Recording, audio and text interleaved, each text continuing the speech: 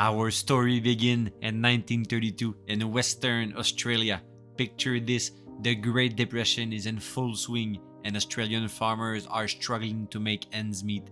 To add to their woes, thousands of emus, which are large, flightless birds native to Australia, began migrating inland after their breeding season, looking for food. And where did they find it? In the farmers' wheat fields. These emus caused massive destruction to the crops, threatening the livelihood of already struggling farmers. Desperate, the farmers turned to the government for help. The government, in a somewhat unconventional response, decided to send in the military. What followed is now infamously known as the Great Emu War. Armed with machine guns, soldiers were deployed to take on the emus. The plan seemed pretty straightforward. Use military forces to reduce the emu population and protect the crops. But the emus had other plans. These birds provided to be incredibly fast and surprisingly tactical, splitting into smaller groups to make them harder to target.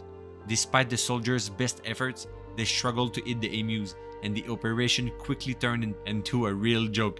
At one point, it was reported that it took 10 bullets to bring down just one emu. The soldiers faced jam guns, strategic emus, and even mechanical failures. After several weeks and thousands of rounds of ammunition, the emus had won the war. The military withdrew and the operation was deemed a failure. The Great Emu War has ended in victory for the emus.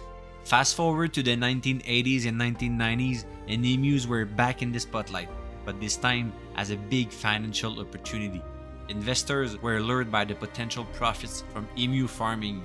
Emu meat was stored as a low-fat, healthy alternative to beef, and emu oil was getting popular for its supposed therapeutic properties. Emu leather was also considered valuable for its unique texture. Convinced that the emus were the next big things, many people invested heavily in emus farms.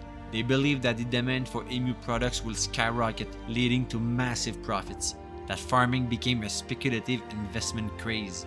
But the emu bubble burst just as quickly as it had inflated. The market for emu products never reached the anticipated levels. Demand was much lower than expected, and many investors were left with large, expensive birds that they couldn't sell. The emus were once again proving to be more trouble than they were worth. Investors tried everything to offload the emus. Some attempted to give them away, while others abandoned them in rural areas. The financial loss was significant, and the emu investment craze became a cautionary tale and speculative investing. The Great Emu War and the emu investment bubbles are both quirky reminders of how unpredictable and amusing the world of finance and history can be. From military mishaps to financial follies, the emus have left their mark in the most unexpected way. So, what do you think of this? Have you ever heard of an investment going this hilariously wrong? Let me know in the comments below, and don't forget to subscribe and hit that bell button so you don't miss any upcoming videos. Until next time, thank you.